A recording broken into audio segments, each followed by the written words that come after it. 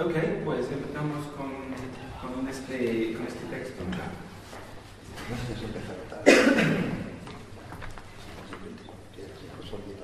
Es que me parece que ha coincidido este texto con, o lo he imaginado yo, con el pacto entre Podemos y Izquierda Unida. No sé si lo No ha provocado. Sí, no, yo lo propuse hace tiempo. quieren obligarnos. Pero yo es que creo que desde hace 2 años podríamos haber estado leyendo. O sea, que no... Desde la fundación de Podemos, si nos ponemos en este plan, podríamos estar leyendo este libro. Sí, pero aún así. Está sacado de ahí. Es bonito. Sí, no, pero seguro que hay momentos en los que todavía es más oportuno. Más o menos. Que todavía tiene pinta de ser más oportuno dentro de algún tiempo. Sí, sí, sí. Es el texto, ¿quién lo ha escrito? Perdón, ¿quién es el está texto? sacado de aquí, sí. ¿Y de quién es? No, bueno, es un colectivo. Yo ¿no? hago la presentación y así iniciamos vale. el debate. Vamos a ver.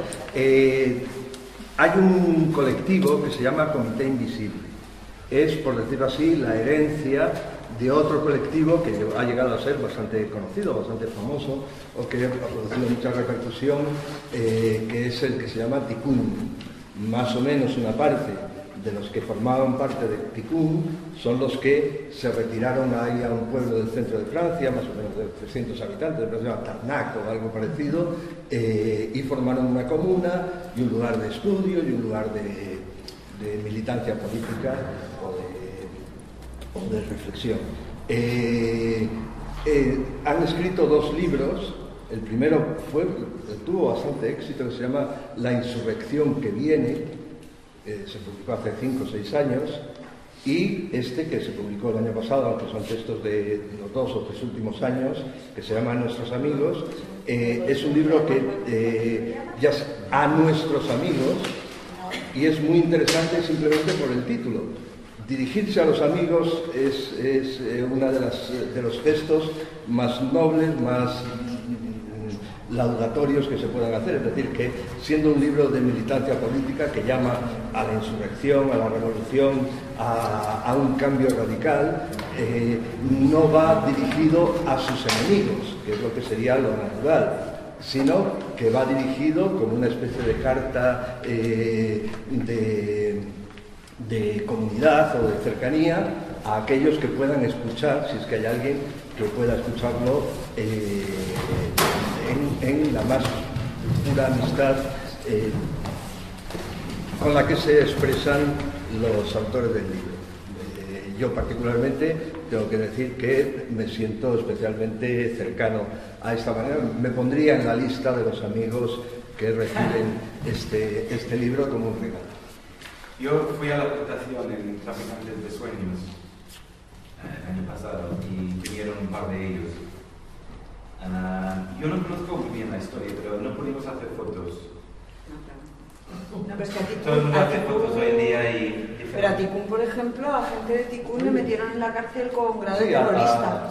A Julián Copá, que es el que también dirige esto. Bueno, hay que decir que son proyectos que excluyen la posibilidad de un líder o de un dirigente o de un cabecilla o como se quiera decir. Entonces, el personaje más conocido es se llama Julián Copá, que fue detenido hace 6 o 7 años por terrorismo. Terrorismo, básicamente. Sí, directamente por terrorismo, porque le acusaron de participar o de hacer un atentado contra el TGV francés. Sí. Lo curioso es que la prueba que utilizaron para acusarle fue el libro que habían escrito, La insurrección que viene. Es decir, como el libro acababa diciendo que había que realizar atentados más o menos puntuales y ponían como ejemplo que decía que era facilísimo atentar contra el TGV, pues cogieron el libro en la mano, fueron a buscarle y lo recibieron. Tuvieron también la suerte de que detuvieron por algo parecido. A Negri le detuvieron por algo parecido, por los escritos. Y estuvo unos 6 meses en la cárcel y ha estado hasta este verano que se sobreseyó el juicio. En realidad no se ha producido el juicio, no se ha llegado a producir el juicio, acusado. Debo decir que fue uno de los pocos momentos de mi vida en que he visto, no quiero parecer ingenuo, pero he visto gente pensando en común. igual es obvio decirlo, pero es que nunca en mi vista estoy más acostumbrado a este rollo académico en que hay una estrella que luego hay gente que comenta sobre lo que ha dicho esa persona. Pero es la primera vez en mi vida que se interrumpieron, ¿sabes? Fue muy interesante, como si estuvieran literalmente pensando en común. No menciono a propósito de nada, pero me parece como, no sé exactamente cómo escriben sus textos, pero cuando les ves en directo, tienes una idea, te da una idea de cómo trabajan, cómo funcionan. Me pareció muy interesante. Aparte de aquí. Aquí. También se piensa. No, aquí es muy formal. Mira, pues escribimos en común, que molaría poder escribir en común, venga. Siempre me ha apetecido ver eso. Todos con el mismo boli. Se dedican, creo que hacen mermeladas y estas cosas que hacen. De economías alternativas. Sí, forman una comuna y digamos las ventas de los productos que ellos más o menos cultivan. En Francia están muy organizados los mercados, más o menos. Aquí también. A mí me parece que no. Es un poco griego. A mí personalmente no me gustó tanto el texto para dar un contrapunto. No sé qué os ha parecido a vosotros. Me parece, la forma de escribir me parece fantástica. Me parece muy bien escrito, me he divertido mucho leyendo. Pero básicamente no estoy de acuerdo con la parte teórica. Puedo expandir, pero no sé si alguien quiere... Sí, de todos modos, lo que interesa es, para no entrar para no extender, es centrar 3 o 4 cuestiones que son especialmente, a mí me parece que relevantes, porque las dan a pensar. O sea, naturalmente, a mí me parece que no se pueden sacar conclusiones, o ellos mismos no sacan conclusiones, pero hay 3 o 4 cuestiones que son esenciales para lo que podría llamarse un pensamiento político actual, cuando cuentan nuestras propias circunstancias, y a su vez pues una teoría del hombre, una teoría de la sociedad que de nuevo merece la pena por lo menos afrontar. El punto más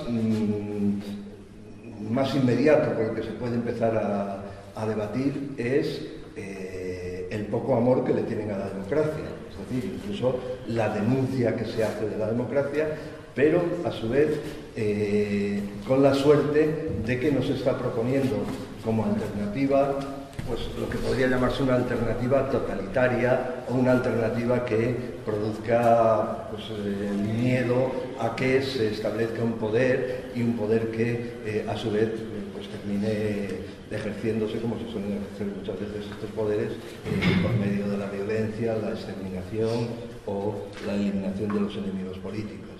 Después, es muy importante o muy interesante la, digamos, desviación que se hace de lo que podría llamarse la ideología, bueno, de lo que claramente se llama la ideología política como fuente o principio para adquirir una conciencia revolucionaria, por lo que ellos llaman las verdades éticas o, en cierto modo, la sustitución de la dimensión política por la dimensión ética, precisamente para ser más políticos. A su vez, es también muy interesante porque plantea los temas, la cuestión del poder, señalar que el poder fundamentalmente, tal como se entiende en el momento presente, sobre todo se resolvería en gobierno, donde habría una especie de identificación entre gobernados y gobernantes, o se buscaría, o se habría buscado durante siglos y siglos, en realidad toda la vida política en cierto modo habría sido eso, y frente al gobernar, la alternativa que proponen es, y a mí me parece también, por lo menos terminológicamente muy seductora, el habitar. No tan el habitar, frente a gobernar, habitar. Y por último, lo que tiene más fondo o más proyección seguramente es la teoría de lo que ellos llaman, no son los únicos en llamarlo así, el poder destituyente. Y ahí sí que me parece que se entra en una cuestión muy sólida o muy importante para debatir las condiciones del pensamiento político que ellos digamos, están utilizando o están entrando en ello para desmontar algo que corre de forma muy conocida entre nosotros, la teoría del poder constituyente. Esa especie como de alianza entre constituyentes y constituidos, la institución del poder constituyente, y proponer como alternativa algo que haría saltar un poco los aires todo eso, que sería justamente la destitución del poder. Eso por abrir, ahora ya se puede hablar de cualquiera de los puntos que hay por ahí, que hay más todavía, porque claramente además hay un análisis que, eso sí que no me parece que se haya tenido muy en cuenta, hay un análisis del 15M y del proceso del 15M hecho desde fuera, lo cual hace que sea más interesante, que curiosamente no ha tenido la más mínima audiencia. Es decir, yo me he molestado en leer, en buscar por Google, para hacer una búsqueda que ponga Comité Invisible 15M y asambleas o cosas parecidas, no recuerdo cuál fue la otra palabra que puse, y no había prácticamente ninguna referencia a este libro. Había una referencia a un artículo que Amador Fernando Samater escribió antes de que se publicara el artículo. ¿Perdón? ¿Alguien sabe de quién están hablando en el artículo? Sí. Hablan de un madrileño negrista. Sí. ¿Será él? ¿Será? Sí, yo no sé. Es Amador. No, pero yo creo que no lo identifica. ¿Te parece? No sé. Bueno, quiero decir que tampoco se ha atendido demasiado al análisis que se hace del 15M, un análisis que es en parte positivo y en parte negativo, con lo cual, en cierto modo, también hace que sea más merecedor de atención, porque no son ni seguidores ni detractores, sino, en cierto modo, una mirada externa que... ¿Y el periodista al que hace referencia es más? Yo diría que no sé si Amador se identificaría con el negrismo. Bueno, pero merece la pena que discutamos. Lo defiende mucho, lo lee muy bien, escribe muy bien. El artículo de Amador lee muy bien. Yo que es lo único que he encontrado y me lo leí, el artículo de Amador Fernández Savater. Y defiende, vamos, que interpreta muy bien el artículo, lo defiende mucho. Yo creo desde mi punto de vista muy positivamente. Incluso... Aunque bueno, Amador Savater es uno de los principales albaceas del 15M y se ha hecho como muy intérprete y muy representante, aunque no diciendo que no hay representación, ha sido muy representante de lo que es el 15M, y este artículo dice cosas completamente distintas de las que le he oído decir a él. Sin embargo, he leído el artículo de Amador Savater y me ha gustado mucho el texto de él. ¿Y qué? El texto de esta gente que lo pone bien. Sí, lo hace una lectura muy... pero si tú has oído hablar a Amador Savater o le has leído un poco, Amador Savater era realmente una especie de de hinchada incondicional del 15M, ¿no? O sea, que quiero decir, por el lado además, digamos, menos representacionista, ¿no? O sea, más a favor de las asambleas y de lo que había salido del ahí. Pero por lo que yo he entendido de este texto, yo creo que criticaría la deriva que ha llevado el 15M, ¿no? Convirtiéndose en un partido político, ¿o no? Por sacar un tema, que quiero decir que no sería... Este texto ya emite una especie de dictamen acerca de la oleada de insurrecciones que ha habido, pues no hace menos de 10 años, como si ya fuese una cosa pasada.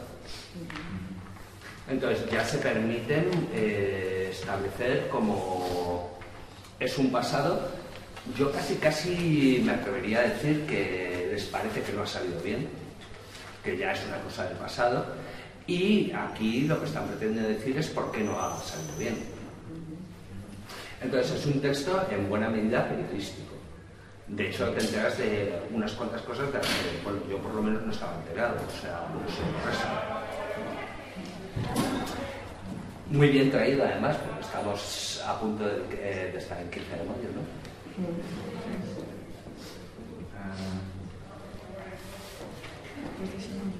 Ok, seguimos cola. Ah, vale. A mí me parece muy romántico este día. Sí, absolutamente. Muy romántico, demasiado romántico. Pero bueno, Simón y luego yo te pregunto a Amanda. Sí, sí.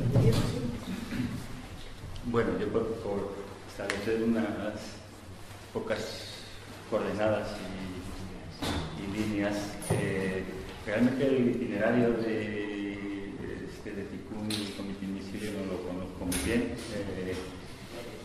Sin embargo, veo que tiene relación con otras experiencias históricas antecedentes.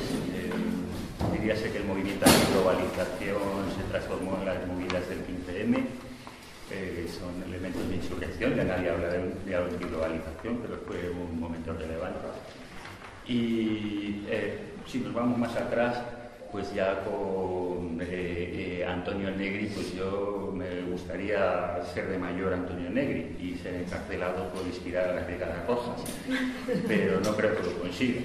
Ahora bien, quién sabe. El caso es que en los años Anni di Piombo en Italia, en los años 70, se da una auténtica guerra campal, una batalla cruenta. Son aniquilados todos los de las Brigadas Rojas, como lo fue la Baader-Meinhof en Alemania, y eran terroristas duros, gente que ponía bombas. Ya solo ponemos bombas los yihadistas. Hoy en día nadie pone bombas que no sea yihadista. ¿Por qué? Porque poner bombas sin ser yihadista, bueno, y siendo yihadista supone la muerte y la cárcel. Sencillamente ese camino es inviable. El camino es pacífico, es a través de los discursos. De ahí que ahora se trabaje con discursos, los discursos conforme hacen daño son perseguidos incluso los discursos. Entonces aventuró una nueva ola de inquisición hacia los discursos que puedan ser hacer mella en el sistema. Y el caso es que hay una reciente película que sobre la Baader-Meinhof, se llama The Baader-Meinhof Complex. Acabo de dar un pendrive donde está esa película, que explica muy bien el fenómeno histórico de lo que fue esta vez la RAF en Alemania, ¿no? Y su destino terrible, todos muertos en la cárcel, les dijeron que se habían suicidado, pero en realidad los mataron. Y bueno, lo de Negri, pues que es cierto, todos los intelectuales se pasaron Foucault diciendo, Negri, ¿quién es? Pues es un intelectual que está en la cárcel por escribir. No, sí que influyó en las Brigadas Rojas. Claro, la tesis del mundo en torno, que hemos vivido aquí con ETA y Otegi y semejantes, es que todo el entorno es también terrorista, pero claro, el entorno del entorno al final acaba incluyendo a todo el mundo. Y luego entonces aquí este texto me ha causado algo que ya me causa algunos discursos como el de Amador y tal, que es una ambivalencia, ¿no? Porque por un lado veo cosas brutales, como la que aparece, ¿no? Egipto, 95 comisarías asaltadas. Bueno, eso tiene muy poco que ver con robar en un supermercado, que me parece una acción más bien adolescente. Entonces, digamos que me parece que sí hay un desfase entre una cosa muy bestial y otra cosa más bien, pues a mi parece de niños. Y luego otra cosa que es intelectualmente seria, que es la que ha comentado Isidro, que si es que intelectualmente se puede trabajar a fondo el territorio de la política y desfundamentarlo. Y bueno, pues esas son mis impresiones acerca de esto.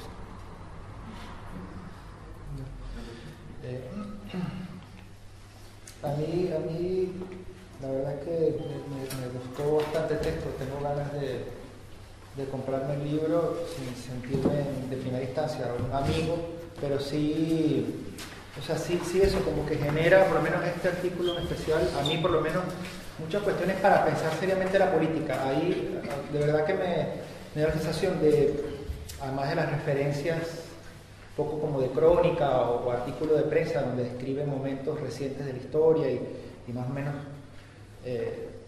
bueno, sí, se posicionan, dan su punto de vista. Me interesa que hay como un marco, si se quiere, teórico, una posición que ellos incluso al final dicen casi de una lectura antropológica que nos lleva a pensar la cuna de la cuestión política en Occidente, ¿no? Y ir incluso a los propios griegos, que creo que es lo que más me causó interés, ¿no? Porque, o sea, es prácticamente, ellos plantean casi la hipótesis de revisar la hipótesis de que necesitamos ser gobernados. Eso es lo que realmente a mí me impresionó. O sea, que justificaran teóricamente la validez y la necesariedad de pensar esta cuestión que de alguna manera dijo ya Isidro del paradigma del gobernar. Y lo que vienen a decir, claro, la mejor forma de gobierno, o más bien, la mejor forma de poder es el gobierno. Y entre ellas la democracia, sea lo que reclamaban en el 15M, democracia real, democracia directa, democracia digital, la conocida democracia representativa o el parlamento capitalista, etc. O sea, lo que están realmente cuestionándose es, ¿puede haber una forma de poder que no sea gobierno? Gobierno, como decía en los últimos cursos de Foucault, gobierno de sí o gobierno de los otros. Eso realmente es lo que a mí más me interesó, porque implicaría, como ellos dicen, la nulidad del pensamiento de Occidente en cuanto al tema político.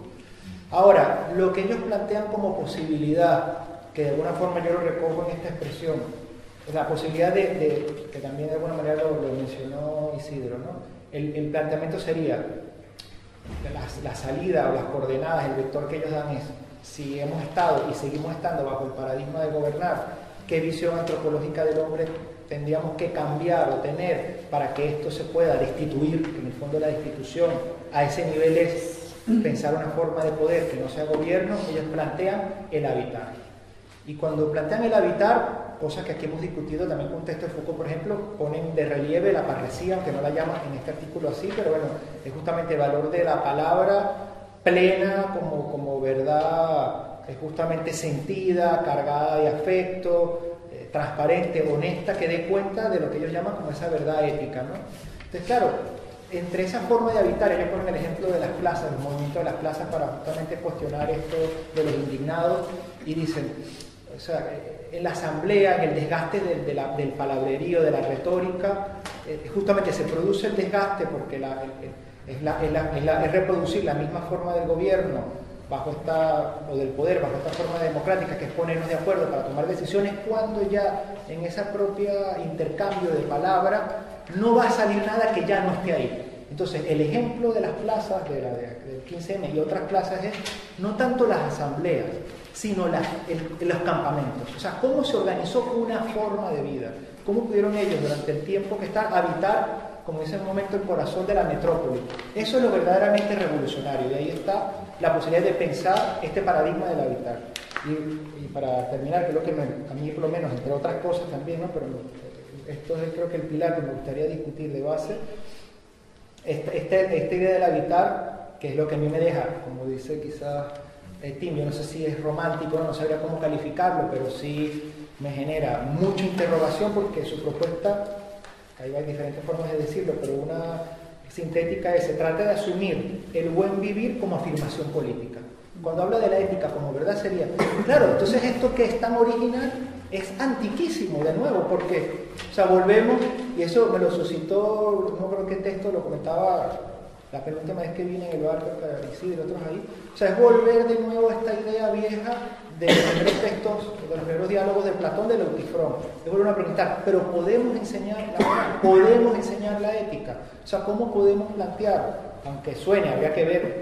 Me parece que el pensamiento, Amanda dirá qué piensa acerca de esto, en un fondo al final como muy delesiano en ese sentido, ¿no? Pero, o sea, ¿realmente es posible construir una forma de organización social entre humanos que la idea de poder no esté planteada en forma de gobierno? Porque, bueno, la última cosa, la hipótesis central de esto antropológica es el poder genera vacío, el vacío requiere de poder, es decir, lo que en este momento es, aunque hayan tesis modernas del hombre es el lobo del hombre, o tesis antiguas de que lo que nos habita siempre es una suerte de intemperancia, ¿no? Y por eso quizás Aristóteles planteó una ética buscando el término medio, la virtud, porque somos de entrada intemperantes, o sea, hay algo descontrolado. Entonces, bajo esa idea antropológica del hombre, no queda más salida. Es como decir, la historia de la humanidad lo que ha tratado de hacer es habitar ese vacío de desorden con alguna forma de gobierno. Es la única manera. No podemos convivir si no habitamos bajo una forma de gobierno, sea esta democrática, monárquica, comunista, minarquista, la que sea. El problema aquí es el gobierno. Y si podemos vivir de otra manera, no sé, esa es la gran pregunta para mí. No sé si es posible abolir ese vacío en realidad. Claro, ese es el punto. Esa es la tesis antropológica fuerte. Creo que acaban cayendo en otra forma de plenitud. Sí, ni deseable. Ni especialmente deseable. Amanda, y luego... Sí, yo tengo varias cosas que decir, varias cosas que también van por ahí. Voy a empezar por otro lado por cosas que también se me han ocurrido al hilo de la presentación que ha hecho Isidro, porque es que, bueno, a mí no me ha dado tiempo a leérmelo, pero voy recordándolo. Entonces no, me lo he leído en otro momento, pero bueno. Entonces había cosas que me parecían muy interesantes de base. Por ejemplo, Isidro ha hecho referencia tanto al título del texto como al Comité Invisible, y a mí me parece que ahí hay dos claves muy importantes. Es decir, tanto a nuestros amigos, parte de una base que a mí me parece bastante interesante, que es una base política, que la tiene mucho Derrida en las políticas de la amistad, y la toma mucho Spivak, por ejemplo, que es que la política generalmente se ha puesto en territorio del enemigo y de la guerra, pero que la base tácita nunca cumplida que da posibilidad a cualquier política es una base de la amistad. Que hay que ver dónde se pone el polo, que yo creo que esto decanta mucho el texto de ellos, ¿no? Sí. Que es como, ¿qué te pones? En un gobierno, en cierto modo, frente a los otros, y en un poder que sea de un pueblo constituido, por ejemplo, que dicen ellos con Deleuze, que el pueblo siempre es lo que falta, que en todo caso está por construir, ¿no? Entonces, ¿qué partimos? ¿En una política que siempre es de conflicto? ¿O partimos que incluso para que haya un conflicto lo que tiene que hacer es una amistad previa? Una amistad previa que a lo mejor se puede romper. Pero como el fundamento no fundamental de toda política, yo creo que ellos parten de que es la amistad. Al tipo derridiano total, o sea, un origen que no es origen, pero es que si no, no se puede construir más como la política. Y yo creo que eso va a derivar mucho en la cuestión de la mitad para ellos, ¿no? Que van a primar esa zona sobre la otra. Sí, como casi una comunidad de deseos, lo que al final plantean. O sea, que se hagan comunidades en base al deseo. No, y además yo creo que cuando dicen lo de la ética, yo creo que ellos cogen mucho de... Bueno, yo creo que ellos cogen mucho de varias cosas. De Derrida, por supuesto, de Deleuze un montón. Y luego hay otro que a mí me gusta mucho, que también lo ha empezado a decir Simón, que yo creo que ellos se basan muchísimo, y es en el 68 largo italiano, en los años 70, y hay un texto de Balestrini, que es el texto para enterarte de qué pasó ahí, que es súper bonito, que se llama Los Invisibles.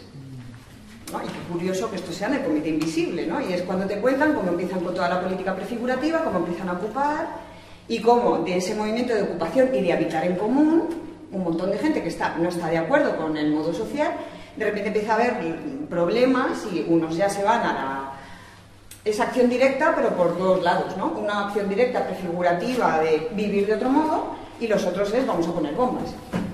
Entonces surgen problemas que están surgiendo ahora. Lo bonito de leerse a Balestrini es que ves exactamente qué está pasando aquí. O sea, cómo se van las zonas entre gente que prefiere organizar una comunidad, gente que prefiere interceptar los órdenes dados, y gente que intenta una posición de gobierno, ¿no? Ellos están tomando partido, y además yo creo que cuando dicen ética están tratando mucho como lee, por ejemplo, Deleuze la ética de Spinoza, o como Spinoza incluso plantea la ética, porque encima hay un trozo muy bonito que dice nadie sabe lo que puede un encuentro, sí. Que es como, claro, Spinoza está aquí detrás, pero a saco paco. Y claro, la ética de Spinoza se puede leer, y hay muchas lecturas, que no es una ética que deriva en moral, es una ética que deriva en etología. Es decir, en cómo se establece un ecosistema, en cómo se vive, en cuáles son las posiciones que tomamos, lo que viene a ser una etología, es decir, un estudio de las posiciones que se tienen en un medio, que yo creo que tiene mucho más que ver las posiciones que se tienen en un medio. Etología. Etología. Claro, la etología se va al estudio como de los animales, pero tiene la misma raíz, que es ethos, que es en cierto modo casa, habitar, cueva.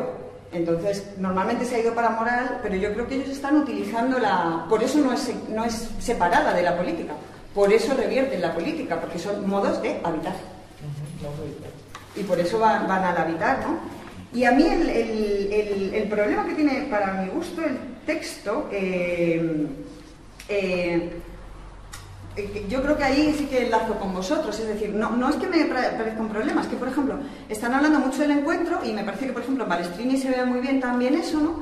Se está hablando de una autoorganización y de modos de vida y de modos de vida que no queremos y de construir otros modos de vida a lo mejor que queremos, y se cae en la cuestión del poder, ¿no? De intentar eliminar esta zona de poder. Y a mí lo que me parece raro de aquí es que se establece de nuevo una dicotomía y de nuevo optas por el lado bueno de la dicotomía y renuncias al del poder, por ejemplo, ¿no?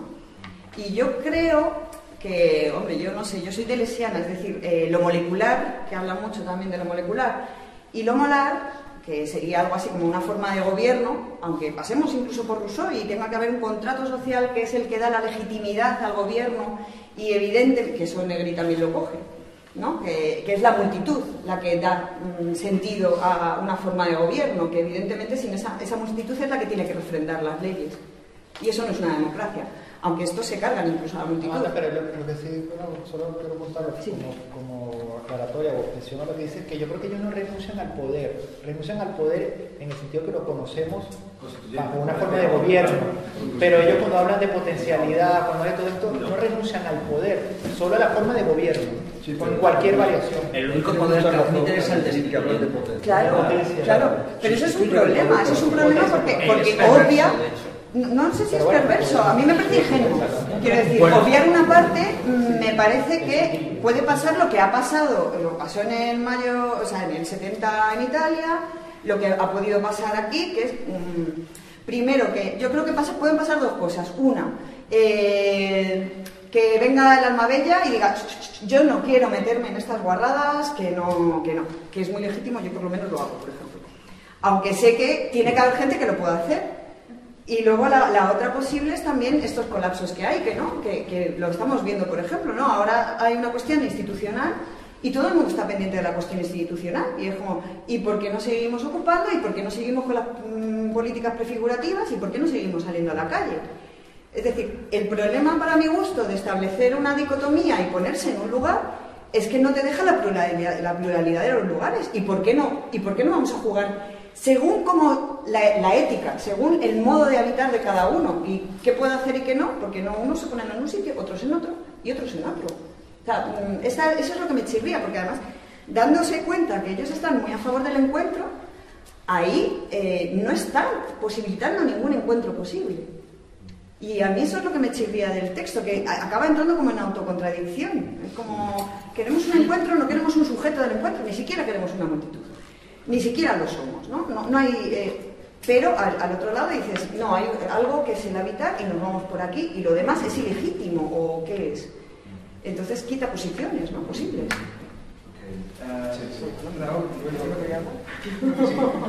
Bueno, yo no entro tan a saco en temas filosóficos como tú y en ese planteamiento. Sí que me quedo con dos cosas del texto que me parecen maravillosas y que creo que es donde estamos ahora, y que creo que además quien realmente tiene el poder, y el poder de crear leyes, el poder de poner coto hacia las pequeñas fuerzas que se salen del poder, que lo abarca todo, es tan sencillo como el autogobierno contra los que quieren ser gobernados. Yo creo que ese es el kit de la cuestión, la demografía, pero en el mundo occidental, que también creo que se olvida un poco de que el mundo es muy grande, y la parte occidental, pese a que pueda entrar en otras partes del mundo y entra bombardeando y matando y haciendo todo lo que le da la gana para seguir subsistiendo, no es tan importante como el resto del mundo. Pero bueno, hablando de la parte que nos compete, creo que sí que hemos llegado a un nivel de todo, o sea, en general, de conocimiento, de medicamentos, de conocimiento de enfermedades, de absolutamente todo, como para ser suficientes en ese sentido. Y creo que desde hace 15 años, casi todo lo que se está creando, por lo menos de leyes en cuanto a poder energéticas, mirar hacia todos los lados, se crean para poner cotos a eso. Ah, que quieres energía libre, no te dejo. Ah, que vas a crear una sociedad para crear... No te dejo crear sociedades para crear medicamentos que vayan fuera del ámbito tal. Y así con todo, que quieres una educación alternativa, ¿qué tal? Bueno, la voy a legislar y si no voy a ver cómo luego te tengo que hacer pasar por el lado para llegar. Y creo que ese es el kit básico de la cuestión ahora, básicamente.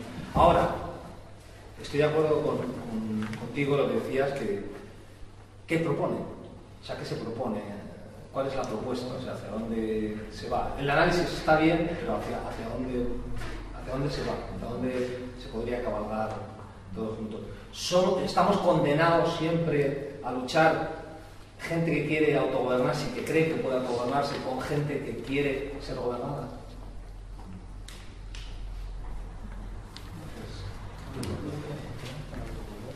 A mí, bueno, el texto me ha gustado en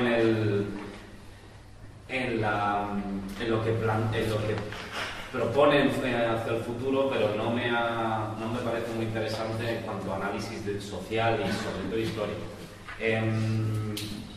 A mí me encanta que digan que la democracia en realidad es una ilusión, porque estoy convencido, pero me parece que la forma en la que ellos describen cómo articula la sociedad el poder a nivel histórico me parece que es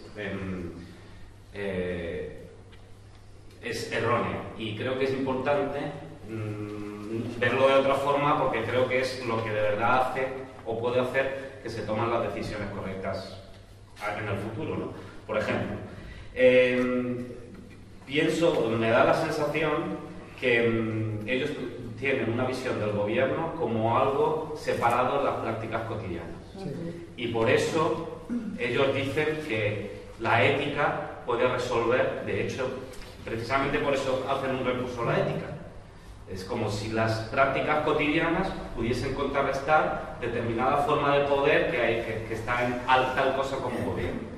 Por ejemplo, desde mi punto de vista, a nivel histórico, lo que se ha desarrollado, no vamos a ir a la prehistoria, pero por ejemplo desde época moderna, desde el siglo XV-XVI, lo que se ha generado es lo importante que ha modificado a la sociedad y la ha llevado a la dirección hacia donde ha ido, es el gobierno de sí. Es la modificación o la estilización o la preeminencia o el favorecimiento de determinadas prácticas cotidianas. Hay un sociólogo a mí que me gusta mucho, que es Norbert Elias, que tiene un libro que se llama El proceso de la civilización, que en cierta forma, inspirado en el psicoanálisis, es un libro que escribió antes de la Segunda Guerra Mundial y que estuvo olvidado hasta los años 80, una cosa así, y que se retomó su nombre, ¿no? En la que él dice, a través un poco del psicoanálisis, es que lo importante que estructura la personalidad es la forma, los convencimientos de cómo uno tiene que comportarse. Y cómo desde pequeñitos. Y eres socializado en una serie de comportamientos, ¿no? Entonces él va estudiando, cogiendo tratados de comportamiento en la mesa, de relaciones en la corte y demás. Él va viendo desde el siglo XV, desde época medieval hasta el siglo XIX, cómo ha habido una extrema proyección de un control sobre sí mismo que cada uno tenemos que ejercer sobre nosotros mismos. Yo creo que la idea de Foucault del gobierno de sí estaba inspirada en Norbert Elias, lo que pasa es que Foucault nunca lo hizo. Y las tecnologías del yo y demás, ¿no? Entonces, el problema está en que el gobierno, lo que el Comité Invisible plantea como algo aislado de las prácticas de la gente, me parece que es equivocado, porque lo que constituye el gobierno y lo que al final acaba estructurando una serie de relaciones que llevan al convencimiento de que el Estado es el que tiene que garantizarlo, es la reproducción durante años y siglos de determinadas prácticas y la evolución hacia un modelo de comportamiento, que al final acaba siendo el gobierno de sí. De hecho, Norbert Elias plantea que el Estado en realidad es simplemente la estructuración de una serie de prácticas que nosotros no hemos dado a nosotros mismos. Entonces, el problema está de todo ello es que yo creo que de repente decir que la ética es lo que te va a salvar del gobierno, me parece que es erróneo, porque la ética en el fondo también es un comportamiento de las prácticas legítimas, de cómo hay que comportarse.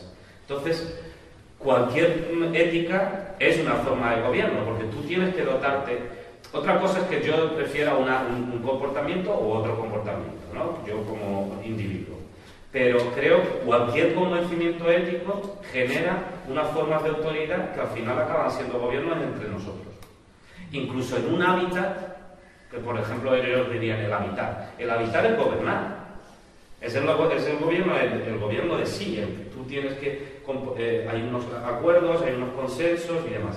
Y precisamente por eso pienso que un fenómeno como el del 15M al final acaban constituyendo formas de liderazgo y formas de estructuración, porque en el fondo en el 15M lo único que ocurre es que a pequeña escala un proceso similar al que ha habido a escala global desde el siglo XVI. Es una serie de prácticas éticas legítimas llevan a la estructuración de unas relaciones que acaban constituyendo un poder.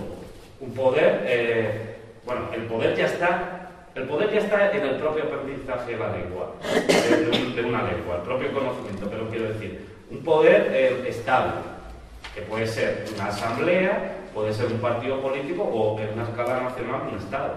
Pero tiene que haber un mínimo, ¿no? Si no existe un mínimo, ¿cómo vas a convivir? Si a eso lo puedes llamar ética... No, si te parece a mí, si yo no digo... Tiene que haber siempre un mínimo para... Esa es la base. Por supuesto que hay un mínimo. Yo lo que quiero decir es que lo que hay que ser consciente es que eso ya está en la raíz del ser humano, en el ser humano. En ser humano ya está eso. Bueno, no es una cosa de ser con los otros, no es ser el ser humano, sí. El ser, sí. No, pero yo no entiendo el ser humano si no es con los otros. Entonces, por ejemplo, a mí me parece muy característico que ellos no solamente dicen que el gobierno es algo como desvinculado de las prácticas, sino que en cierta forma tienen un estilo o una visión que yo creo que es muy habitual en estos trabajos, que es pensar que desde el gobierno hay una serie de... o sea, el gobierno entendido, digamos que hay una serie de personas durante siglos que han estado pensando hacia dónde hay que llevar a la sociedad. Bueno, aquí no hay... nos hemos llevado nosotros mismos y ese es el problema. No, pero estoy de acuerdo contigo. Vamos a ver, hay otra cosa, lo que ocurre... lo que ocurre es que, por supuesto... gobernados por los señores... No, por supuesto, hay intereses... 200 años siguen pensando que tienen que gobernar por encima de todo a cualquier precio. Por supuesto, vamos a ver, por supuesto yo pienso que hay determinados sectores dentro de la sociedad que están diferenciados y que hay unos que lo que hacen es defender sus intereses y lo apoyan. Pero ningún... yo no creo en las sinarquías, o sea, a los gobiernos que se pueden mantener, digamos, durante siglos, esto así como en plan de los acruces o gente como que está conspirando para... No, el problema, creo que la verdadera perversidad de todo esto es que lo hacemos entre todos a través del consenso. Elevamos a gente a las alturas, ¿no? Y a través, por ejemplo, del dinero, ¿no? Y simplemente es que es un detalle el pensar, por ejemplo, que cuando hablamos de economía, gente que tiene, por ejemplo, gente que tiene poder porque tiene dinero y demás, ¿no? Olvidamos que el dinero no es ni más ni menos que un acuerdo, digamos un consenso. Nosotros hemos llegado al consenso de que tal cosa, tener tantos billetes, tantos papelitos inscritos con no sé qué, es una forma de poder y tiene que ser reconocida. Pero en realidad no es. O sea, en realidad es simplemente un consenso, no figura en ningún sitio. El poder son relaciones. Aquí sí que se están abriendo muchos melones. Perdona, si alguien quiere intervenir y no hay un par de personas nuevas, si alguien quiere intervenir, me hace un señal bastante obvio. O sea, más o menos las referencias que maneja el Comité Invisible son un poco las que llevamos leyendo todos estos años que hemos estado aquí. O sea, que todo esto nos resulta como bastante familiar. De todas maneras, yo diría que el Comité Invisible, por lo menos en este artículo, pese a que hacen repito lo de periodístico, un trabajo periodístico interesante, ¿no? O sea, yo he estado en alguna asamblea del 15M y he tenido esa sensación burocrática, esa sensación de estar trabajando durante muchísimo tiempo y respetando determinados formalismos que realmente daban unos resultados verdaderamente pobres y a los cuales realmente la gente en la que estábamos implicados en esos procesos decisorios luego no nos sentíamos en absoluto concernidos por los resultados. Con lo cual, pues, era la cosa un poco desastre. Entonces, me parece que los tipos tienen verdaderamente muy buen olfato para sentir las cosas que están pasando. Pero eso sí, me parecen anarquistas vulgares. Anarquistas vulgares. Yo lo que su parte anarquista a mí me parece muy bien. Como historiadores, pero explico lo de vulgar. No quería. Además, vulgar es de vulgo, lo cual está muy bien. No, debería haber dado la explicación antes y haber dicho vulgar luego. Pues anarquía. Pero en todo caso, yo propondría leer este libro, o sea, este texto, y a continuación leerse El malestar en la cultura, ¿no? El malestar en la cultura es un texto que está escrito en aquellos que opinan que si nos libramos de la cultura, terminaremos con el malestar, ¿no? Y es básicamente lo que se dice en este texto. Es un ejercicio de teología política negativa. Están hablando todo el rato de lo que no debe ser, pero realmente, ¿qué es lo que dicen de lo que debe ser? Muy poco. Muy poco, muy poco. Quiero decir, cuando estemos enamorados comunitariamente, lo sabremos. Está muy bien. O sea, claro, porque quiero decir, como nos va a gustar mucho A, B y C, pues todo lo que digan A, B y C nos va a parecer muy bien y lo vamos a hacer a ver. Pero claro, el problema de la política es otro completamente distinto. O sea, el problema de la política es cómo convivimos con un 50% de la población que está de acuerdo en cargarse toda la asistencia social. ¿Y qué se hace con eso? Bueno, sobre eso en este texto no se habla nada. Sí, bueno, es que yo creo que el texto recoge muy bien cuando hace un alegato contra la democracia un clamor populista que salió en el 15M, que es ese de que se vayan todos, no gobiernos. ¿Que gobierne quién? ¿Podemos? No, nadie. No queremos que gobierne nadie. Entonces, claro, eso es un órdago, ¿no? Porque luego, ¿qué hacemos? Pues, lo que hacemos a la postre es defendemos el Estado contra el mercado, como dique de contención. Pero el Estado tampoco es la panacea. Entonces yo puedo ir con mi camiseta de Escuela Pública para Todos y dar una conferencia sobre Foucault y con Foucault decir la escuela es como una cárcel. Y eso no es incongruente, porque se convive en ambos espacios. Y entonces, que haya diversos planos tampoco quiere decir que estés en un planteamiento dialéctico. Yo ahí no quiero anticipar que tengo la solución a todos estos problemas, porque estoy trabajando en ello. No lo tengo, pero lo tendré.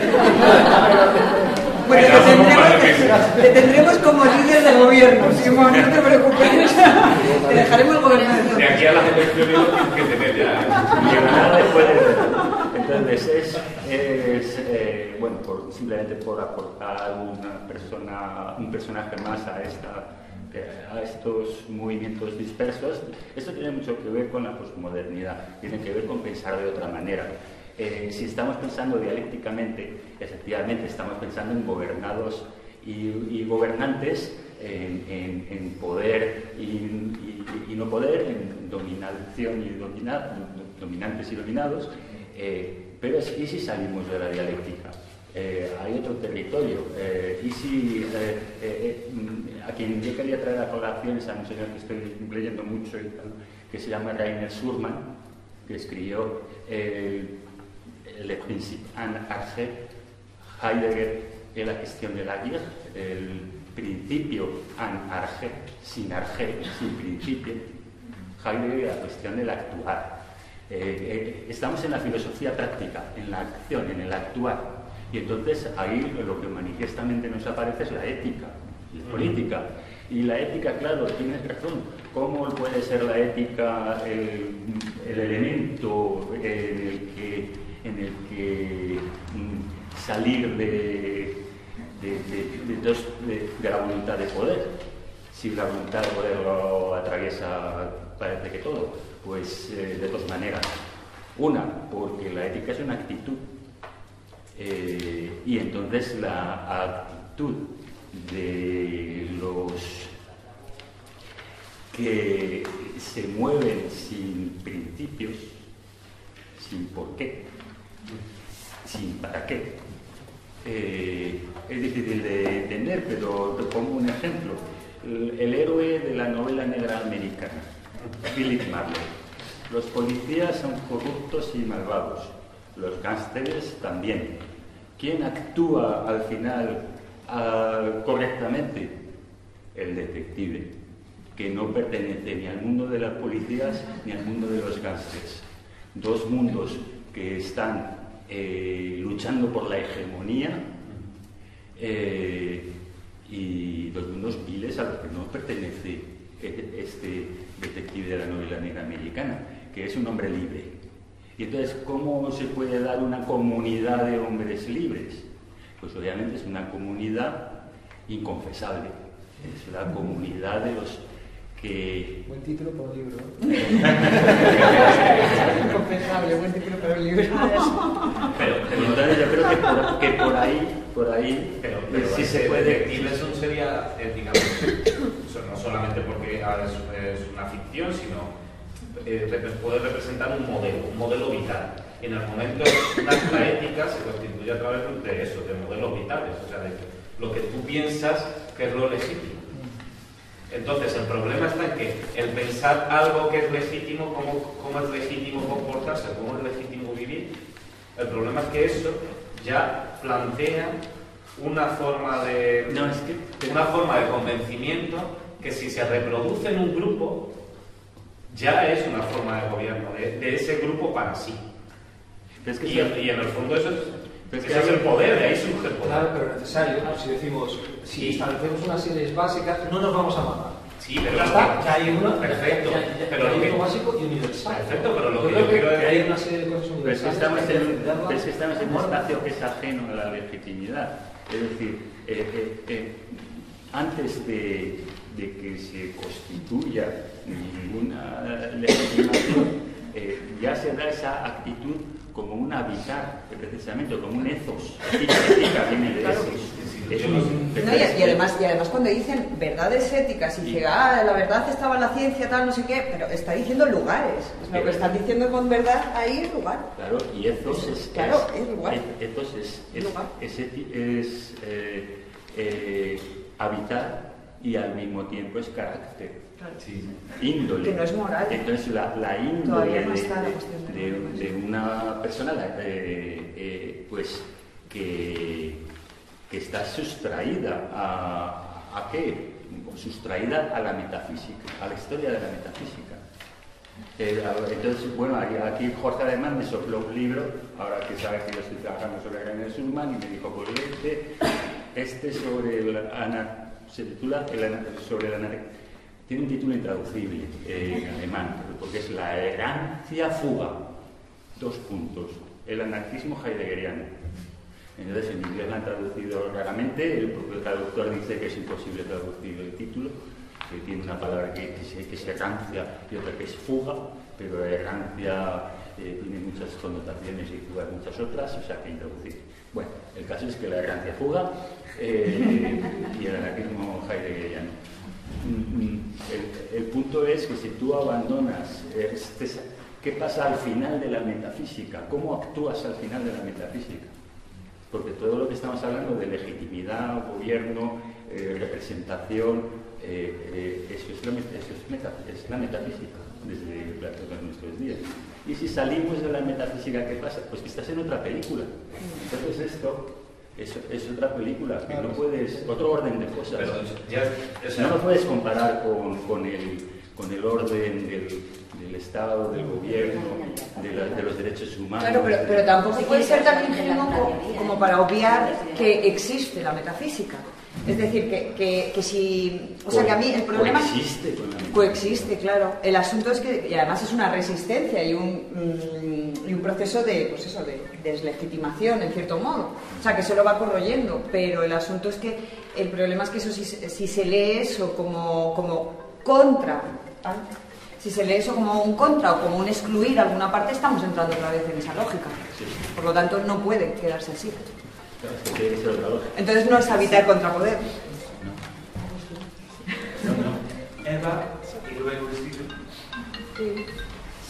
A mí me parece que hay una cosa, o justo esto me gustó de este texto, que no propone ninguna receta diciendo esto queremos, esto así tiene que ser, esto es el camino, y justo de dejarlo abierto.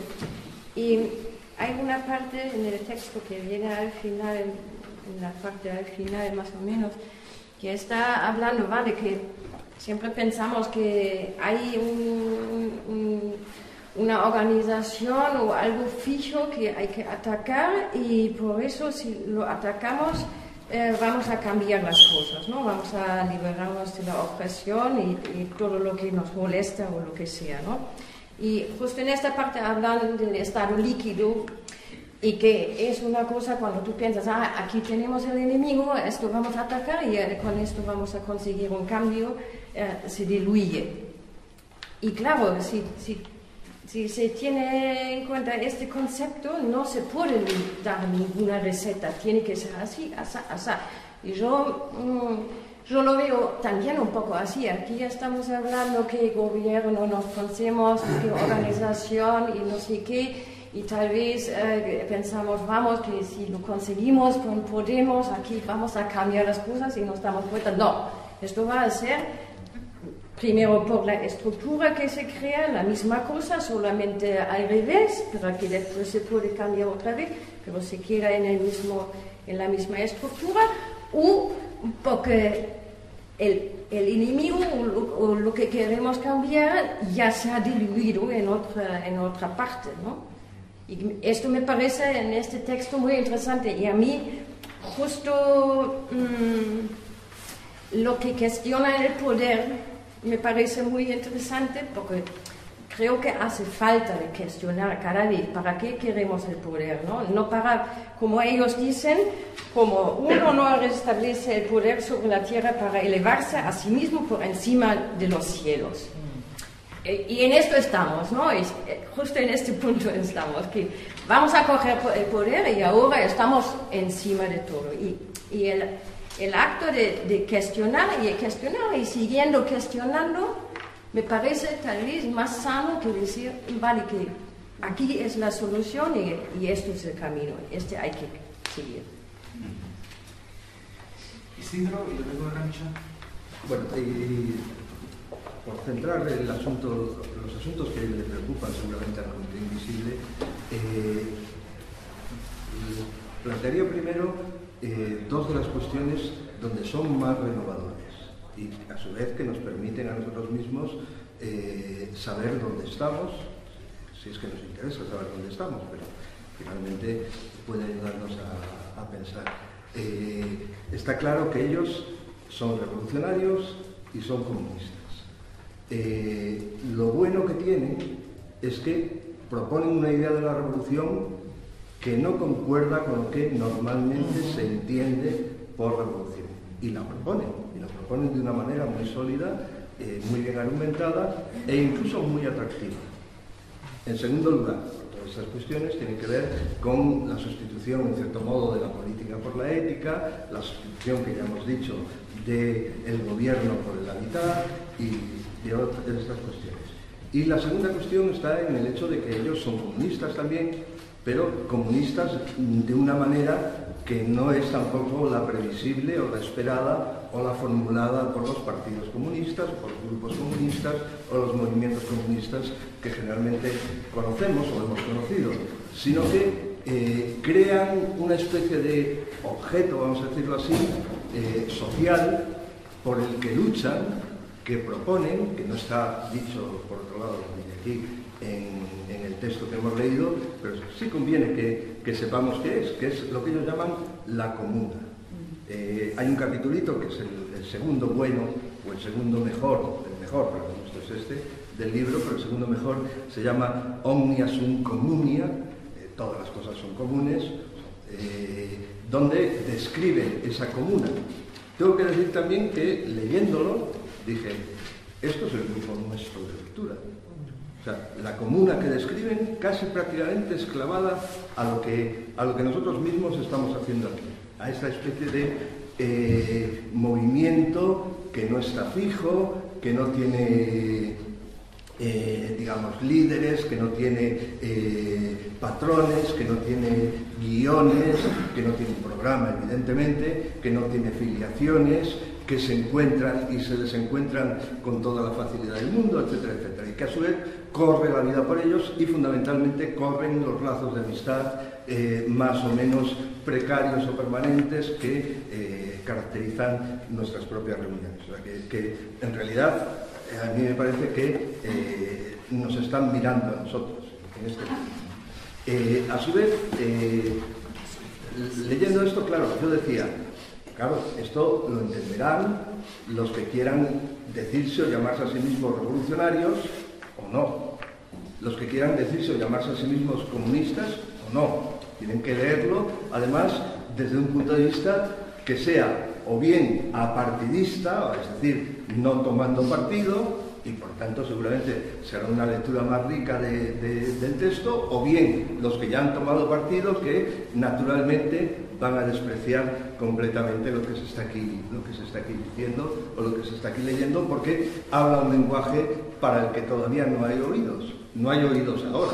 Seguramente dentro de un tiempo esto, que sí que va a correr, que tiene la potencia intelectual suficiente como para quedar o marcar o crear un surco que permita seguir pensando a partir de eso, será moneda corriente con mucha facilidad en esto. Después, bueno, todo el mundo sabe, yo lo he dicho más de una vez, en privado y en público, que a mí no me gusta Podemos, que me parece que es un paso atrás enorme, una fuente de frustración y de melancolía, que ojalá solo sea eso, y a su vez me parece que está claramente dibujado aquí tanto el origen como el destino, y a su vez la imposibilidad de que un grupo así cree algo que sea mínimamente, vamos a llamarlo así, revolucionario. Ni siquiera va a crear una situación por la que podamos vivir mejor. Vamos a vivir igual de mal. ¿Por qué? Porque finalmente van por el poder, porque se mueven en el terreno del poder. Se mueven queriendo gobernar. Y a su vez, el poder tal como se establece aquí, es decir, el poder que crea una especie de farsa o de cortina de humo por el cual no se puede penetrar lo que verdaderamente hay, que es el vacío. Un poder que crea vacío. Que es justamente lo que nos impide incluso a nosotros mismos, que ahora mismo el poder está tan débil, deberíamos tomarlo, deberíamos entrar a saco y decir, dado que no servís para nada, que sois unos perfectos inútiles, que no sois capaces de hacer absolutamente nada. Es más, sin gobierno o con un medio gobierno las cosas siguen funcionando e incluso en algunos casos hasta mejoran, pues sencillamente iros todos. Os vais todos y vamos a vivir nuestra vida. Y ese vacío es justamente lo que nos impide pensarlo. Es decir, que el poder ha sido capaz de crear un vacío a su alrededor o en nosotros mismos, en la relación que nosotros mismos tenemos con nosotros mismos, por la cual ni se nos ocurre, o se nos ocurre nada más que en privado y para nosotros mismos, pero desde luego no como solución colectiva, el poder atacar aquello que verdaderamente, primero sabemos que en el fondo es débil, pero que ahora es todavía más débil y que no vamos a poder... ¿A qué nos estás animando, Isidro? ¿A qué nos estás animando? Me estás poniendo nervioso. Bueno, yo estoy diciendo que hay una especie de cortina por la cual no somos capaces de ver nuestra verdadera potencia, que es justamente de lo que se trata aquí en el fondo. Una potencia de destitución del poder mismo, de deslegitimación, es decir, de quitarle al poder aquello por lo cual el poder manda y puede todo lo que puede en nosotros y en nuestra vida. ¿Qué tenemos nosotros para oponer al poder? Nuestra vida. Nada más que eso, nuestra vida. Esa vida que habitamos con nosotros, que nos damos cuenta precisamente que no está, claro, si le hacemos caso a todos los cantamañanas que nos están más o menos comiendo o devorando nuestro pensamiento, pues seguimos pensando que tenemos un vacío que tenemos que llenar y que nos van a venir desde fuera a ayudarnos a llenar ese vacío, que eso no es así de ninguna manera.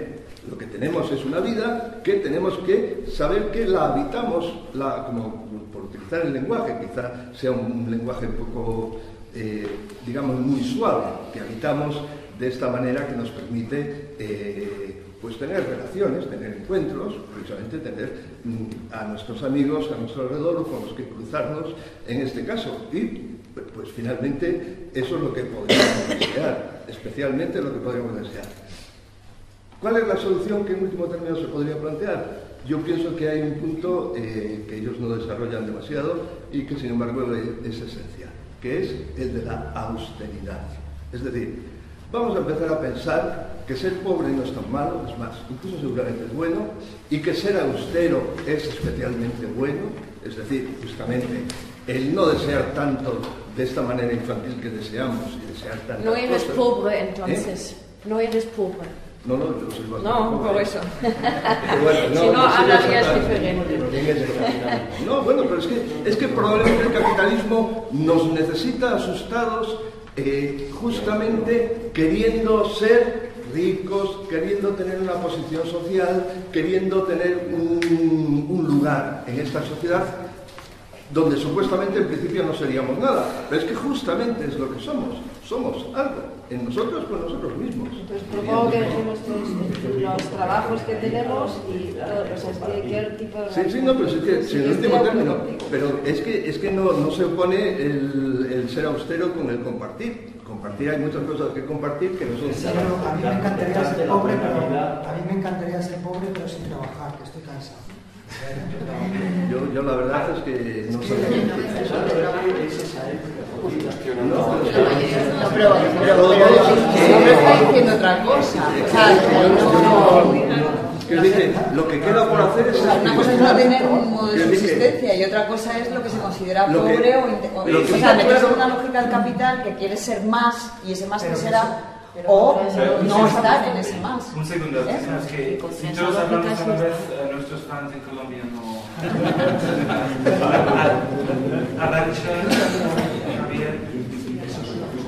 Bueno, voy a ver si consigo conectar todo, pero yo no estoy muy de acuerdo contigo, primero en algunas cosas. La primera, creo que una comunidad aquí únicamente compartimos un texto, pero no nos jugamos nada más. O sea, no tenemos que... No te fíes, que jugar. No te fíes, porque como... Creo yo, no sé. Es bien sabido que algunos no soportan esto. No los que estamos aquí, pero algunos que no están aquí, o que están y después no están, o que no están y después están, esto se le hace duro. Sin querer es no te creas. Bueno, puede ser. Y luego, que no sé hasta qué punto se puede uno sustraer de que en un grupo siempre se da relaciones de poder, desde el que sabe más y por eso habla más, hasta que el que llega nuevo y por eso se inhibe, y no me parece nada malo que en sí mismo sería como negar que hay gente de más edad, que hay gente que sabe más, otra gente que sabemos menos, entonces no sé hasta qué punto el poder en sí mismo, que se da en las relaciones humanas, hay que huir de eso o deslegitimizarlo. Pero sí que creo que es importante, y esto viene a colación de lo que dice Simón, que no se habla de justicia. Entonces a mí me gustaría, o planteo al grupo, si encontráis una diferencia entre la ética y la justicia. Si creéis que es necesaria, ¿no? O de qué manera se puede incorporar a este discurso la palabra justicia, que no deja de ser algo que también construimos entre todos, ¿no? Vale, esa pregunta la dejamos en la mesa, ¿no? Bueno, yo solo quería plantear una cuestión. Lo que es justo es que lo que es justo es que nadie mande. lo que es justo es cuando nos sustraemos a las relaciones de poder. Hombre, a mí me gusta una afirmación de Deleuze que siempre me encantará, que dice, no hay que buscar ideas justas, hay que buscar justo ideas. Entonces la justicia yo creo que va a ir más por a ver si encontramos justo alguna idea. Sí, yo la verdad es que todo esto de... Aquí parece que ellos critican esta visión occidental en la que se ha basado toda esta mierda que vivimos, que es un poco en la concepción del hombre como ser bestial. Pero a mí en principio me parece un postulado mucho más razonable que el tema de la amistad. El tema de la amistad me parece una cosa de una ingenuidad absoluta. O sea, no sé cómo se articula eso de la amistad. Precisamente yo creo que el vacío es lo social. El vacío es lo social. El vacío es lo social. Eso yo lo tengo más claro que el agua. Y hacer de necesidad virtud, pues tiene sus problemas. Y yo, no sé, por ejemplo, como todo esto que decían aquí en la plaza, ahí en ocupar Wall Street, todos estos temas que ellos aquí lo defienden, como lo dicen en un primer momento, no luego como degenera. Odio mi vida, a la mierda mi jefe, a la mierda mi novia, a la mierda los policías. Pues para mí todo esto es lo mismo que dicen los mensajes publicitarios de sé tú mismo, viste como quieras, porque yo lo valgo, disfruta con tu gente. A mí es lo mismo, es exactamente lo mismo, a mí es lo mismo. Yo no sé qué es lo que están aquí diciendo. O sea, yo el problema que veo fundamental es si ese hastío del que se quejan tanto pasa por una solución social.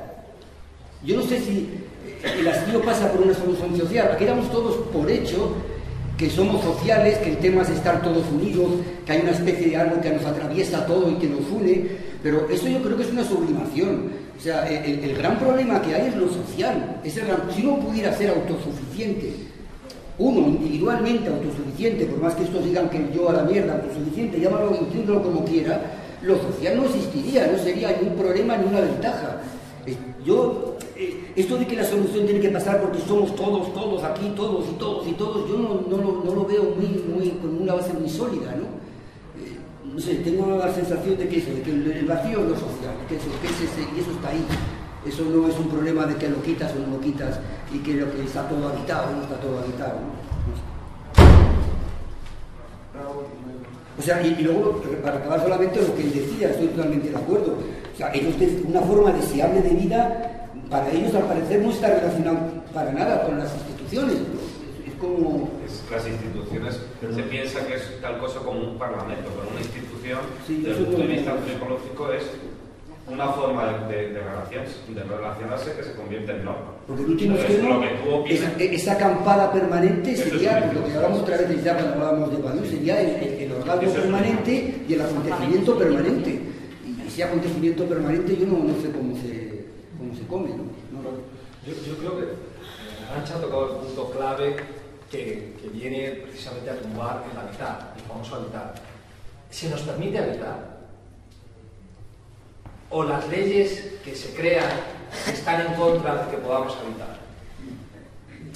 A lo mejor hay algún partido político, sí, es que esa es un poco el quid de la cuestión.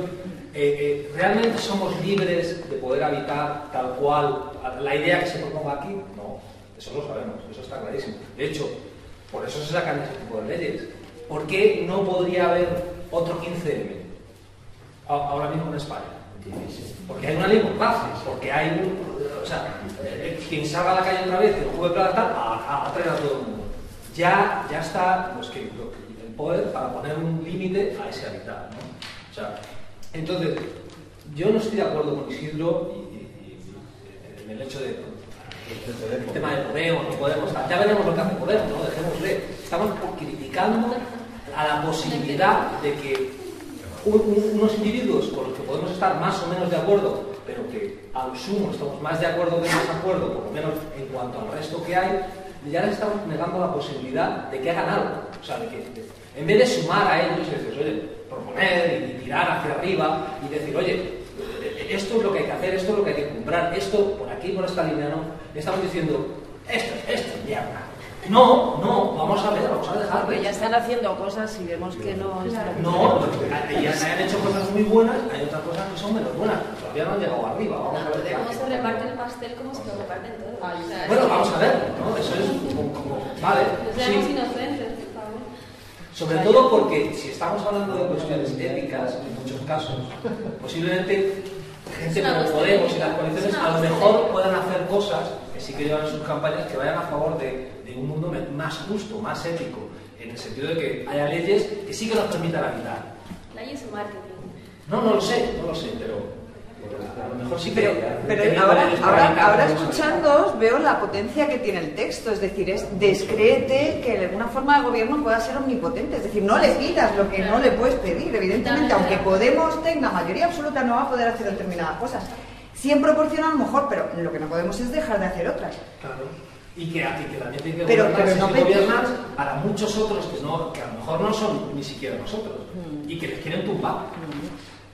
Sí, pero claro, a mí también ese modo de discusión a mí me da miedo. ¿Cómo vas a pedir todo a un partido político? Si además es algo que ya está en un área, no va a estar en el tuyo. Que el poder es una creencia. ¿O crees que existe una jerarquía y crees que existe o no lo crees? Hay personas que viven creyendo que sí, y otros que toman la decisión de que no. No es una creencia. El poder te coge, te viene, te aplasta y no te deja ser libre. Pero tampoco le puedes creer. O sea, hay dos cosas. O sea, el poder... O sea, a mí uno de los mecanismos que me parecen más preocupantes del poder, que incluso lo veo aquí cuando hablamos un poco del habitar, es como si fuera mecanismo. Es decir, puede haber un momentito en el que es como si tú dices, yo voy a regar esta planta hasta el día 30. A partir del día 30 confío en X y entonces va a vivir aunque yo no la riegue. Hombre, una de las lógicas del habitar es, mira, es que esto no se acaba nunca. Entonces, claro, el asunto es que si ponemos una lógica del poder, incluso en el habitar, pues es como, bueno, cuando yo ya tenga el coche voy a ser feliz. Por ejemplo, ¿no? Que era la austeridad por donde a lo mejor iba Isidro, ¿no? Y la otra es ponerlo en la política, es decir, ponerlo en el lugar del gobierno. Es decir, no, tampoco se puede pensar nunca con la lógica de que si hay alguna forma de gobierno nos va a solucionar la papeleta. Porque no va de eso, porque no hay cosas mecánicas, no hay algo que una vez que se consigue ya se ha conseguido para siempre.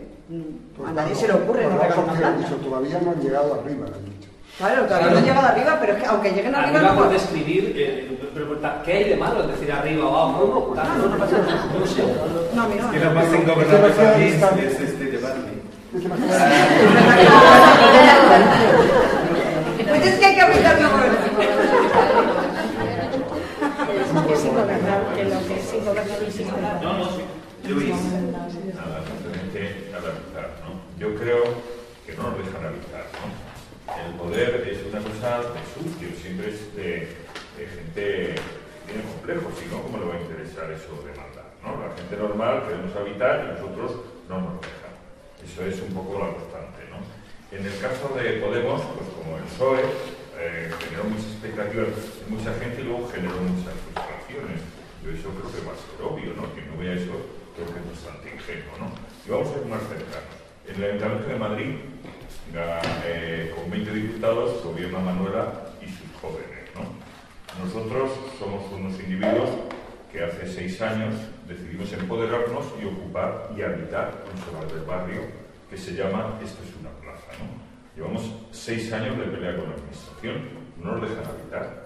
O sea, estos políticos que en principio son afines a nosotros y hacen todo lo posible por facilitarnos la vida, resulta que hay un aparato anterior a ellos de burócratas que son jefes de negociado, jefes, directores generales que no les dejan ni firmar un contrato que firmamos de 5 años con Ruiz Gallardón, que luego dicen que es ilegal y estos no conseguimos firmar nada porque la burocracia no les deja. Luego el poder es una trampa para ellos y para el ciudadano que piensa que le van a dejar habitar. El ciudadano tiene que habitar con lo suyo, con lo que quiera, lo mejor que pueda, ¿no?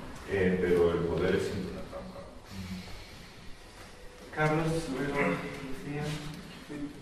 A ver, yo a lo mejor me repito, pero yo creo que no hay que confundir el poder con las élites.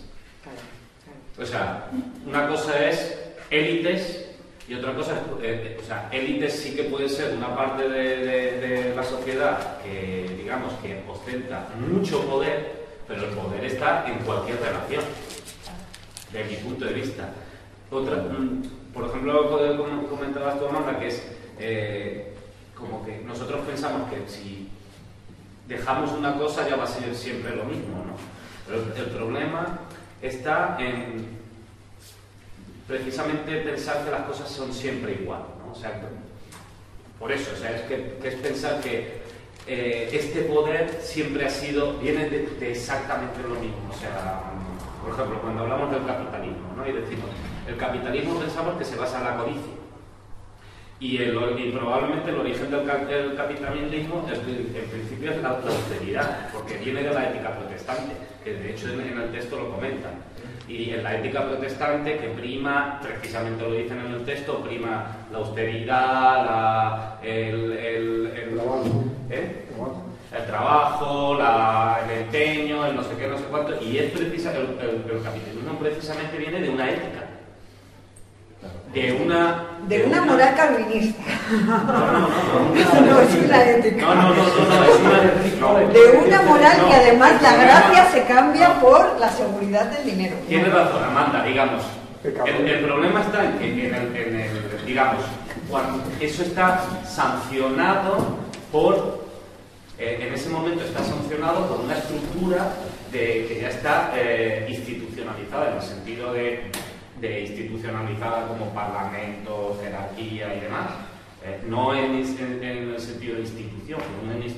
Una institución es que tú y yo nos dotamos una norma de relacionarnos entre nosotros, ¿vale? Entonces, el problema está en que nosotros lo vemos, decimos, es una moral, ¿no? Pero en el fondo, aunque haya una institución, esté institucionalizado o no, cualquier ética, por eso yo creo que ellos, yo creo que tienen en realidad con razón con la crítica a la democracia. El problema es que creo que su visión histórica puede llegar a difuminar de verdad la raíz del problema, y la raíz del problema es que las formas de poder se constituyen ya en la ética, porque la ética es el convencimiento de un grupo de personas acerca de un tema, y ya con eso ya hay y de hecho ellos dicen una verdad, ¿no? Y la verdad, la ética, entonces el problema es que eso ya es una forma de poder, porque ya vamos a favorecer una serie de comportamientos entre nosotros, y ese, por ejemplo, ese comportamiento puede ser la austeridad, y la austeridad dentro de 200 años ya hemos hecho otra vez el capitalismo, desde mi punto de vista, o sea, porque primamos una serie de comportamientos y eso ya crea legitimidad, crea un reconocimiento entre nosotros, ¿quién lo ha hecho mejor? ¿Quién no sé qué? Ay, sí, entonces otorga capital simbólico. Pero es que ellos no defienden ni la austeridad ni el trabajo, al contrario, lo ponen ahí para criticarlo y lo oponen al pensamiento occidental de la buena vida, a diferencia del bien vivir. Sí, pero yo lo que quiero decir es que puede ser la austeridad, cualquier vara, digamos, cualquier ética es susceptible, cualquiera, la austeridad o el derroche, el tal, lo que sea, cualquier ética acogida por un grupo como un convencimiento y dado legitimidad, eso ya es gobierno. Eso ya es gobierno desde mi punto de vista. Y una comunidad unida por el absurdo del que tú. Claro, o sea, yo en las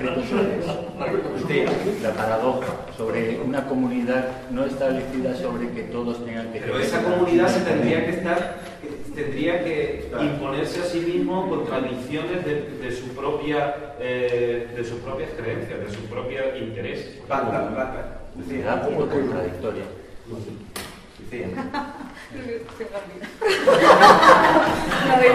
No pasa que vuelvo un poco a retomar la pregunta de Arantxa, porque yo de manera intuitiva, más que por conocimiento, entiendo que ética va mucho por delante que justicia. Justicia es como lo que se reconoce y se llega a formalizar de alguna manera, o sea, hay puntos que convergen, pero otros, la mayoría no, y la ética para mí iría mucho más por delante que la justicia, que siempre va a posteriori.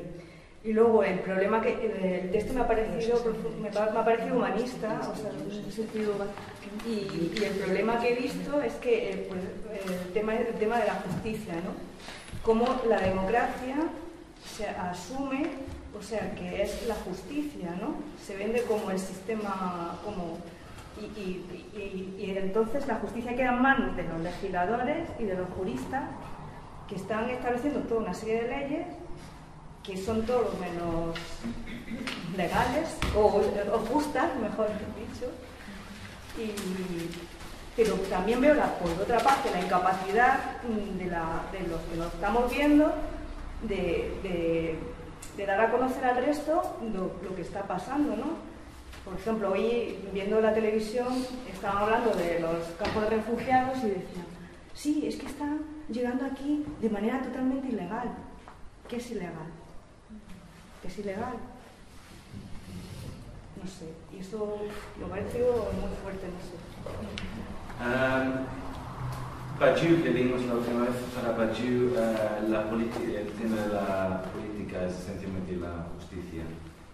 Para Badiou básicamente el único tema de la política es la justicia, pero es que es otra serie. Pero es que Valier nos arregla esto en un pispás. Coge a todos estos, lo lleva a la Valier y hemos solucionado el problema. Casi no. Nos quedan 5 minutos y hay como 6 o 7 personas que quieren hablar. Wow. Un comentario rápido cada hablan a la vez. Vamos a poner el principio absurdo, ya, venga, vamos a hablar. Entonces, geográficamente, Daniel, José Luis, José Alberto, Isidro, Simón. Toma. Venga, hablamos. La responsabilidad es vuestra para. Vale, ser voy a ser muy breve. Quiero dividir la intervención en 2 partes. Una parte.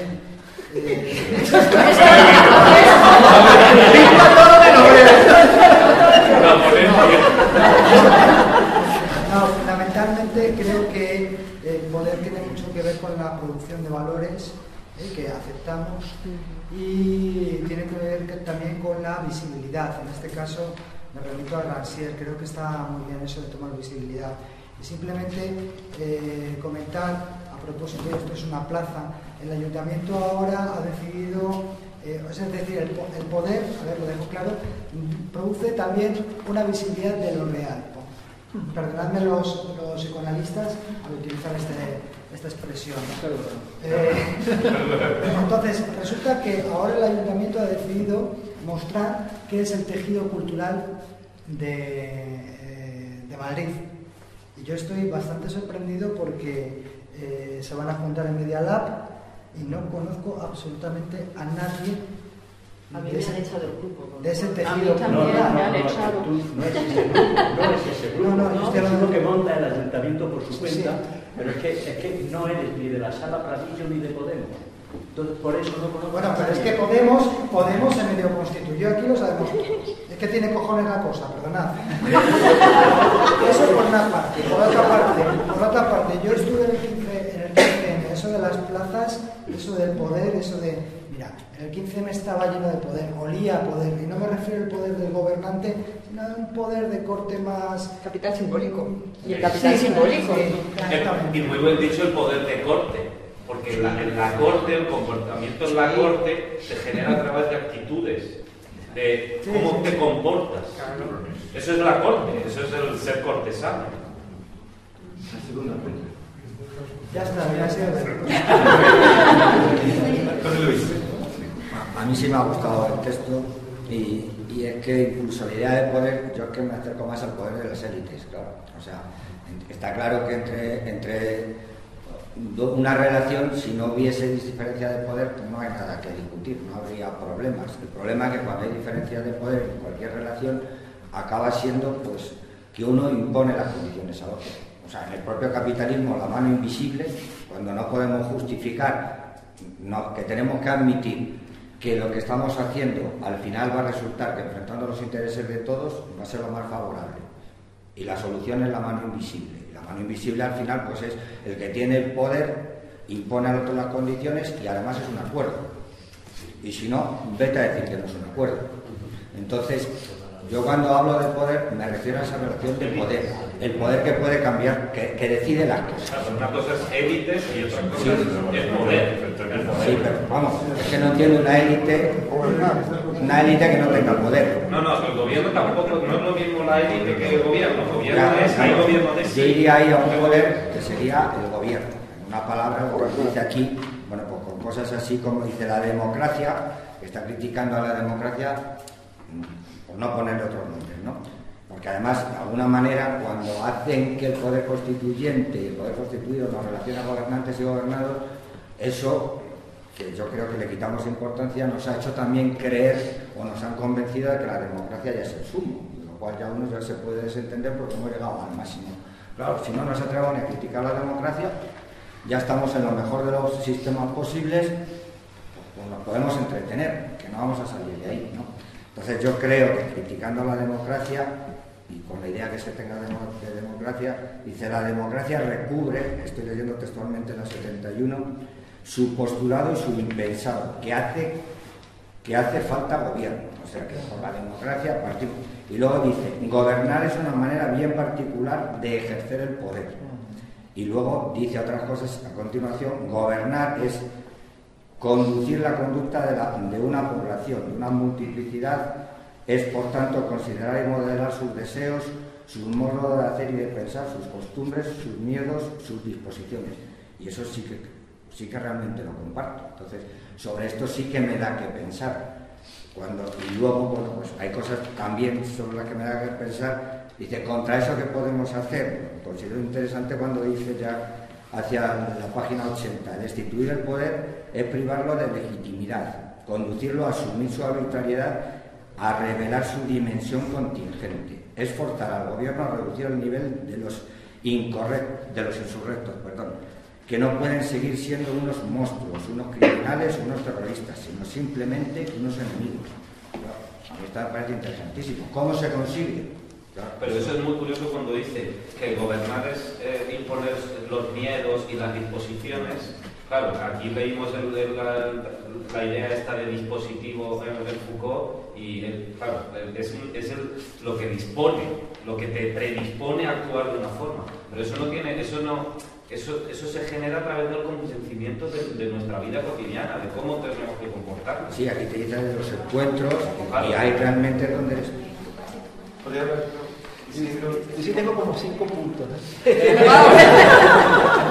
me quedo. Luego puede ser breve. A ver, voy a ser no tan breve como mis predecesores.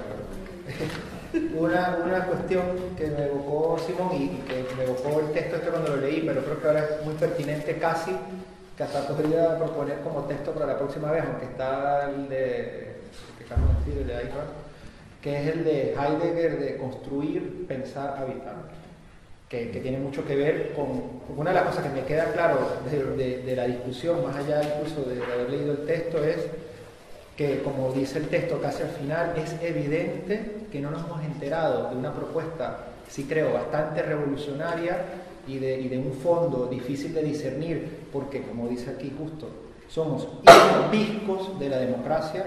O sea, mi sensación, incluyéndome, es que hemos sostenido el debate en base al mismo paradigma de la idea de gobierno o de gobernar. Entonces, claro, es un concepto, es una de las cosas que sí me llevo para seguir pensando es qué estamos entendiendo por gobernar. Porque, por ejemplo, cuando dice Carlos, ya para seguir legitimando la idea de que siempre cuestionamos tus opiniones,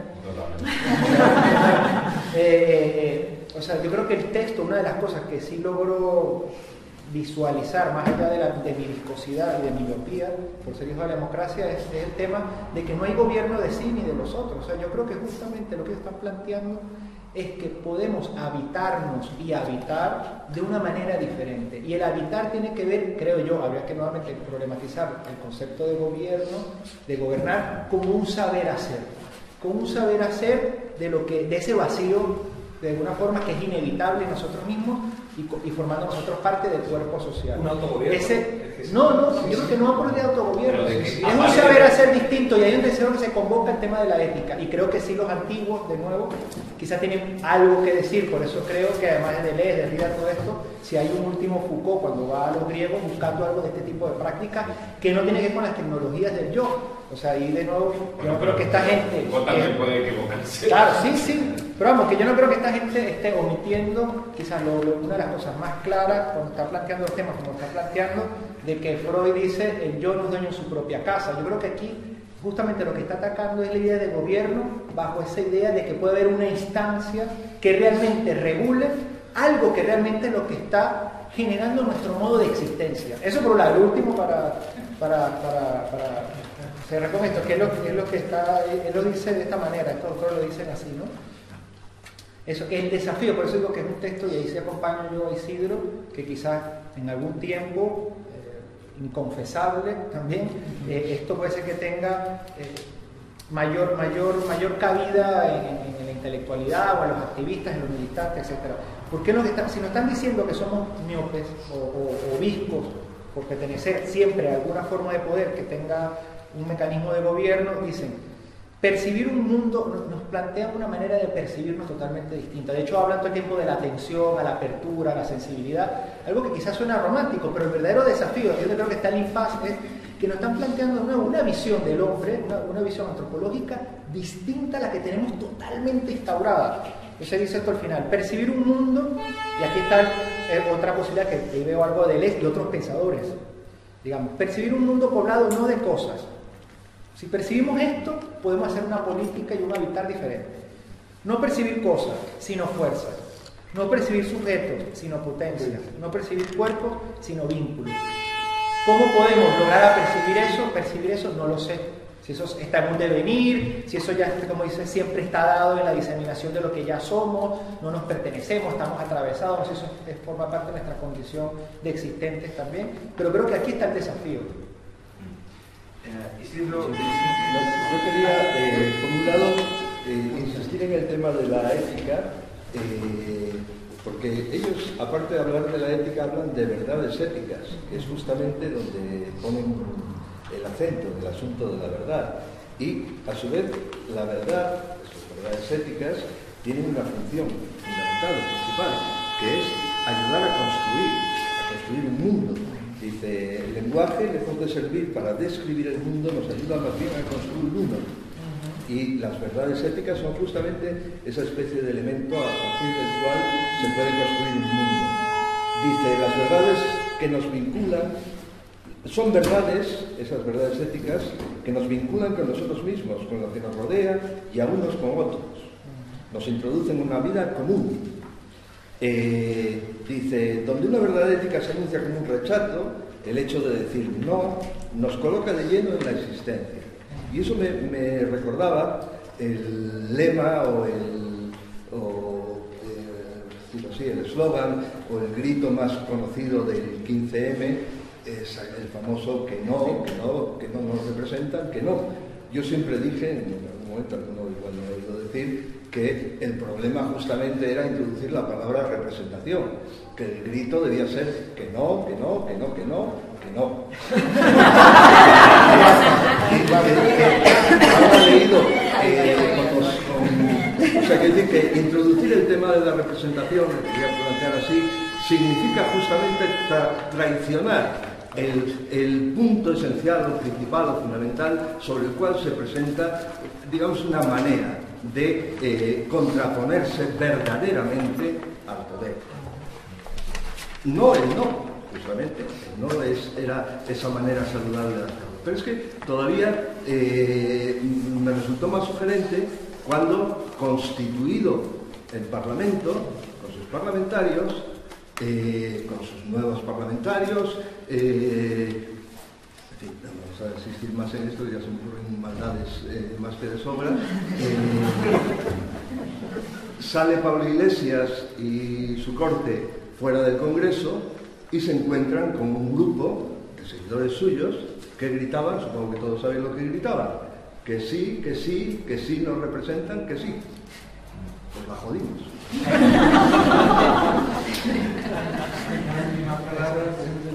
Pues bueno, yo vengo aquí a habitar.